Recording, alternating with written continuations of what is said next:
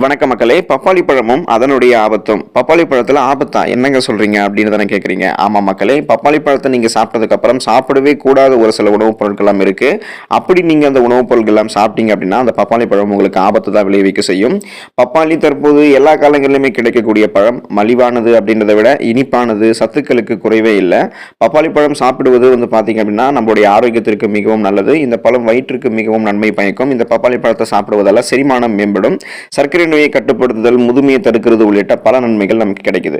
பப்பாளி ஆரோக்கியத்திற்கு நன்மை பயக்கும் அப்படின்னு சொல்லலாம். பப்பாளி பழத்தை நீங்க சாப்பிட்டதுக்கு அப்புறம் தவிர்க்க வேண்டிய ஒரு சில உணவுப் பொருட்கள் இருக்கு. அதை நீங்க தவிர்த்துக்கோங்க. ஸோ அது என்னென்ன அப்படின்றத பத்தி வாங்க ஒவ்வொன்றா விரிவாக பார்க்கலாம். அதை பத்தி பார்க்கறதுக்கு முன்னாடி இந்த வீடியோக்கு ஒரு லைக் கொடுத்துட்டு இந்த தகவலை உங்களுக்கு தெரிஞ்சவங்களுக்கும் ஷேர் பண்ணுங்க. இது அவங்களுக்கும் பயனுள்ளதாக இருக்கக்கூடிய ஒரு ஆரோக்கிய பதிவு தான். இது போன்ற அப்டேட்ஸ்களுக்கு நீங்க இன்னும் நம்மளுடைய ஹெல்த் நியூஸ் தமிழ் சேனலை சப்ஸ்கிரைப் பண்ணாம இருக்கீங்க அப்படின்னா உடனே சப்ஸ்கிரைப் பண்ணி வச்சுக்கோங்க. பக்கத்தில் இருக்கக்கூடிய பெல் பட்டனை கிளிக் பண்ணி ஆல் அப்படின்ற ஆப்ஷனை மறக்காம செட் பண்ணி வச்சுக்கிட்டீங்க அப்படின்னா நான் போடக்கூடிய எல்லா அப்டேட்ஸும் உங்களுக்கு நோட்டிபிகேஷனோட அடிக்கடி வந்து சேரும். சரி வாங்க மக்களே, இப்போ வீடியோக்குள்ள போயிடலாம். பப்பாளி பழம் சாப்பிட்டதுக்கு அப்புறம் சாப்பிடக்கூடாத உணவுப் பொருட்கள்ல பப்பாளியும் பால் பொருட்களும் முதல்ல இருக்குதுங்க மக்களே. ஸோ பால், தயிர், பாலாடை கட்டி, வெண்ணெய் போன்ற எந்த பால் பொருட்களையுமே நீங்கள் பப்பாளி பழம் சாப்பிட்டதுக்கு அப்புறம் உட்கொள்ளக்கூடாது. பப்பாளியில் இருக்கக்கூடிய என்சைம்கள் இந்த பால் பொருட்களை ஜீரணிக்க ரொம்பவே கஷ்டப்படும். இதனால செரிமான அமைப்புக்கு அது நல்லது கிடையாது.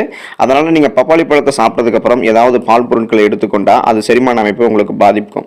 நீங்கள் பப்பாளி பழத்தை தனியாக சாப்பிடும்போது அது உங்களுடைய செரிமான அமைப்புக்கு நல்லது தான். ஆனால் நீங்கள் பப்பாளி பழத்தை சாப்பிட்டதுக்கு அப்புறம் ஏதாவது பால் பொருட்களை எடுத்துக்கொண்டா அது உங்களுடைய செரிமான அமைப்பை பாதிக்கும்.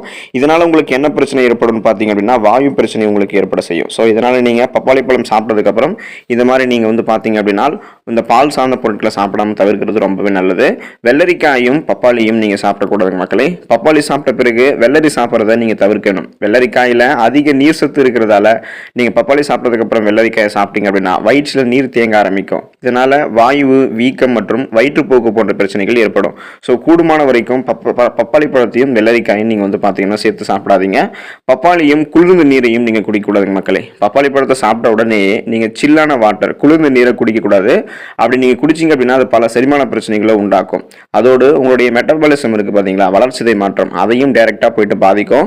பப்பாளி சாப்பிட்டதுக்கு அப்புறம் தண்ணீர் குடிக்கணும் அப்படின்னு உங்களுக்கு தோணுச்சு, அல்லது நீங்க தண்ணீர் குடிக்கிறாக எப்பயுமே இருந்தீங்க அப்படின்னா நீங்க எப்போதுமே வெதுவெதுப்பான தண்ணீரை குடிங்க. இதெல்லாம் உங்களுக்கு எந்த பிரச்சனையும் இருக்காது. ஆனா நீங்க பப்பாளி பழத்தை சாப்பிட்டதுக்கு அப்புறம் குளிர்ந்த நீர், சில்லான வாட்டர் குடிச்சீங்க அப்படின்னா உங்களுக்கு செரிமான பிரச்சனைகள் ஏற்படக்கூடும். அதையும் ஞாபகம் வச்சுக்கோங்க. பப்பாளியையும் முட்டையையும் நீங்க உடனே சாப்பிடக்கூடாதுங்க மக்களே. பப்பாளி சாப்பிட்ட பிறகு உடனே நீங்க முட்டை சாப்பிடக்கூடாது. பப்பாளி சாப்பிட்டீங்க அப்படின்னா இந்த மாதிரி பப்பாளி சாப்பிட்டதுக்கு அப்புறம் உடனே முட்டை சாப்பிட்டீங்கன்னா பல பிரச்சனைகளை நீங்க சந்திக்க நேரும். அது என்னன்னு பாத்தீங்கன்னா அஜீரணம், மலச்சிக்கல் மற்றும் வாந்தி போன்ற பிரச்சனைகளை இது ஏற்படுத்தும். எலுமிச்சை, ஆரஞ்சு மற்றும் தக்காளி எண்ணெய் இது எல்லாத்திலுமே பாத்தீங்கன்னா அமிலங்கள் இருந்திருக்கு. ஸோ அடுத்ததாக அமிலங்கள் இருந்திருக்கக்கூடிய, ஆசிட் இருந்திருக்கக்கூடிய பழங்களை நீங்க பாத்தீங்கன்னா பப்பாளி பழம் சாப்பிட்டதுக்கு அப்புறம் எடுத்துக்க கூடாது. பப்பாளி சாப்பிட்டதுக்கு அப்புறம் அமிலத்தன்மை கொண்ட உணவுகளை நீங்க சாப்பிட்டீங்க அப்படின்னா அது நெஞ்செரிச்சல் மற்றும் செரிமான பிரச்சனைகளை உங்களுக்கு ஏற்படுத்தும். ஸோ அந்த வகையில் அதையும் நீங்க தவிர்த்துட்டு நல்லது. இந்த பப்பாளி பழத்தை யாரெல்லாம் சாப்பிடக்கூடாதுன்னு பாத்தீங்க அப்படின்னா சிறுநீரக கற்கள் பிரச்சனை இருக்கிறவங்க பப்பாளி பழத்தை சாப்பிடக்கூடாதுங்க மக்களே. பப்பாளி பழத்தில் காணப்படக்கூடிய அத்தியாவசியமான ஊட்டச்சத்தான விட்டமின் சியினுடைய அதிகப்படியான நுகர்வு சிறுநீரக கற்களினுடைய பாதிப்பை அதிகரிக்கக்கூடும். எனவே சிறுநீரக கற்களால் பாதிக்கப்பட்டவங்க நீங்களா இருக்கீங்க அப்படின்னா பப்பாளியை நீங்க தவிர்க்கிறது ரொம்பவே நல்லது. இதய நோயாளிகள் பப்பாளியை எடுத்துக்க வேணாம் மக்களே. பப்பாளியில் காணப்படக்கூடிய பாப்பைன் இதய ஆரோக்கியத்திற்கு நல்லது அல்ல அப்படின்றத நிபுணர்கள் எச்சரிக்கிறாங்க. ஸோ இந்த நிலையில மாரடைப்பு, இதய செயலிழப்பு போன்ற பிரச்சனையால நீங்க அவதிப்படுறீங்க அந்த மாதிரி ஒரு நபர்கள் நீங்க அப்படின்னா ஸோ இந்த பப்பாளி பழம் உங்களுக்கு ஒரு நல்ல தேர்வு கிடையாது. நீங்க பப்பாளி பழத்தை சாப்பிட்றதை நிறுத்திக்கோங்க. கர்ப்பிணி பெண்கள் பப்பாளி பழத்தை சாப்பிடக்கூடாதுங்க மக்களே. கர்ப்ப காலத்தினுடைய ஆரம்ப நிலையில பெண்கள் பாத்தீங்கன்னா பழுக்காத அல்லது பகுதியளவு பழுத்திருக்கக்கூடிய பழம், பாதி பழுத்திருக்க பப்பாளியை பாத்தீங்கன்னா சாப்பிடுவது கருப்பை சுருக்கத்திற்கு வழிவகுத்து கருவில் இருக்கக்கூடிய குழந்தையை பாத்தீங்கன்னா பாதிக்கப்பட செய்யக்கூடும்.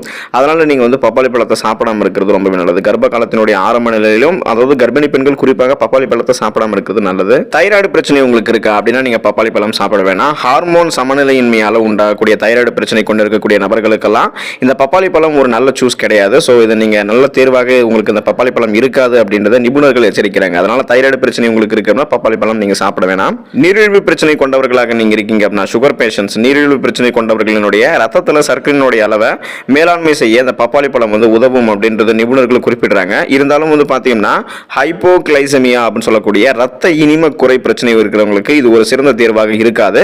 ஸோ இந்த ரத்த இனிம குறை பிரச்சனை உங்களுக்கு இருக்கு அப்படின்னா இந்த மாதிரி நீங்க பப்பாளி எடுத்துக்க தேவை கிடையாது. மருந்து மாத்திரைகளை நீங்க அதிகமாக சாப்பிட்டு இருக்கீங்க, அதாவது ஒரு சில நோய்களுக்காக நீங்க நீங்கள் அடிக்கடி மெடிசன்ஸ் எடுத்துகிட்டு இருக்கீங்க அப்படின்னா அந்த மாதிரி நபர்கள் பப்பாளி பழத்தில் காணப்படக்கூடிய என்சைம்கள் பல்வேறு பிரச்சனைகளுக்கு உங்களுக்கு உண்டு பண்ணும். அதனால் நீங்கள் இந்த பப்பாளி பழத்தை எடுத்துக்கும் போது உங்களுக்கு இந்த மருந்து மாத்திரைகளுடைய செயல்பாட்டை இந்த பப்பாளி பழம் பாதிக்கலாம். எனவே தொடர்ச்சியாக நீங்கள் மருந்து எடுத்துக்கொள்ளக்கூடிய நபர்கள் அப்படின்னா பப்பாளியை நீங்கள் தவிர்க்கிறது ரொம்பவே நல்லது. நீங்கள் குடல் சார்ந்த பிரச்சனை உள்ளவர்களா, குடல் ஆரோக்கியம் காக்கக்கூடிய நொதிகளினுடைய சுரப்புக்கு பப்பாளி பழம் உதவக்கூடிய நிலையிலும் இந்த பப்பாளி பழத்தை நீங்கள் அதிகமாக எடுத்துக்கிட்டீங்க அப்படின்னா வயிற்றுப்போக்கு, செரிமான சிக்கல் உள்ளிட்ட வயிற்று உபாதைகளையும் உங்களுக்கு வழிவகுக்கலாம் அப்படின்றத நிபுணர்கள் எச்சரிக்கிறாங்க. ஸோ நீங்கள் பப்பாளி பழத்தை அளவோடு சாப்பிடலாம், ஆனால் அதிகமாக நீங்கள் எடுத்துக்கும் போது இது குடல் ஆரோக்கியத்தை பாதிக்கும். ஸோ குடல் சார்ந்த பல விதமான செரிமான பிரச்சனைகள் உங்களுக்கு ஏற்படுத்தும் அப்படின்றத ஞாபகம் வச்சுக்கோங்க.